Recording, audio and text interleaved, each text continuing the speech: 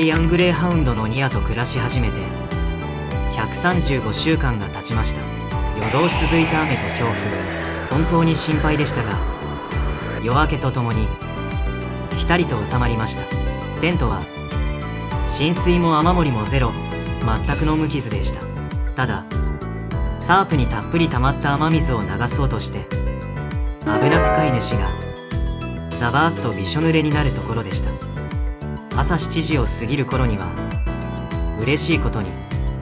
青空と朝日が顔を出してくれました。ここまで来ればあとは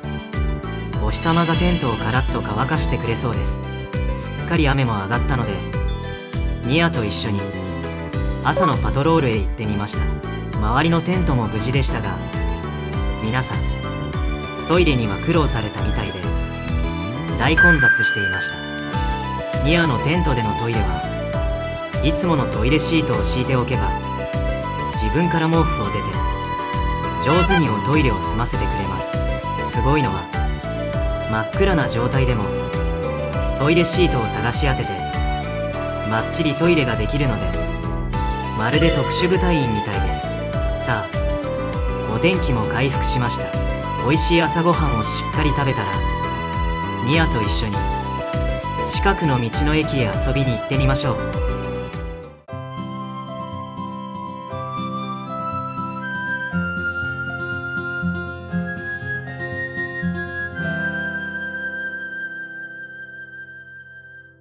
キャンプ場から車で山を下ること約30分、大人気の道の駅水上水木公館にやってきました。ここは足湯があったり淡水魚の水産学習館があったりと家族でのんびり楽しめる素晴らしいスポットです。直売所で地元の新鮮なお野菜を探したんですが、さすがはゴールデンウィーク、ものすごい熱気と大混雑でした。なんとか真っ赤な美味しそうなトマトを1パックだけゲットしてすぐお隣の諏訪共有歩道へ脱出しました。諏訪共有歩道から利根川を見下ろすとラフティングの大会を開催していたようで、ライフジャケットを着た人たちがいました。息がぴったり合った見事なオールさばきでものすごい勢いで川を下っていました。昨日あれだけ雨が降ったのに土砂の濁りもほとんどなく、まさに清冽な流れという言葉がぴったりでした。川の水もひんやりと気持ちよい冷たさでした。諏訪共有歩道は1時間ほどでぐるっと回れる素敵なコースなんですが、駐車場がとにかく大混雑。待っている皆さんに早く場所を譲ってあげようと思い、散策はそこそこに切り上げてキャンプ場へ戻ってのんびり過ごすことにしました。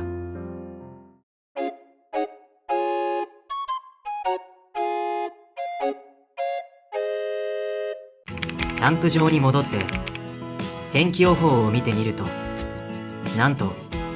夜にかけて再び雨と風が強くなるという予報に、雨は1日だけじゃなかったのと思いつつ、ここまで来たら2泊3日しっかりやりきろうと気合を入れ直しました。雨が降り出す前に午後2時から早めの夕ご飯。今回は久々にキャンプの王道、焼肉と焼きそばです。まずは空腹の民を癒すフランクフルトを焼いてお腹をごまかします。その間に焼肉をスタート。道の駅で買った真っ赤なトマトや持ってきたサンチと一緒にお肉をもりもりいただきます。締めは焼肉のお肉とお野菜たっぷりの焼きそばでミッション終了です。楽しく食べているとどんどん雲が流れてきて空が怪しい雰囲気に。これはまずいと夕方5時にはさっと切り上げてお風呂へ向かおうとしたら、ついに雨が。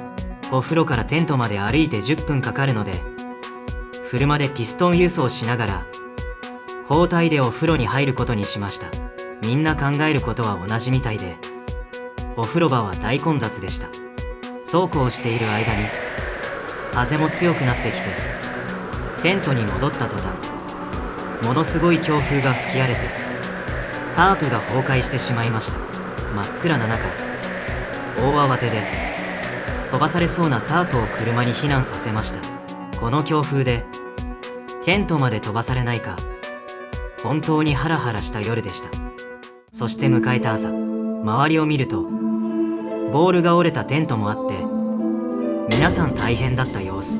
でも我が家のテントは強風にも負けずしっかり立っていました。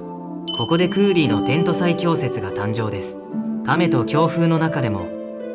フライシートが飛ばされることもなく快適に過ごせたので、本当に良いテントです。朝7時を過ぎると嬉しいことに晴れ間が濡れたタープを乾かしつつ、車を荷物置き場にしながらなんとか撤収完了です。最後はいつものようにコインランドリーとコイン洗車で波乱のキャンプを締めくくりました。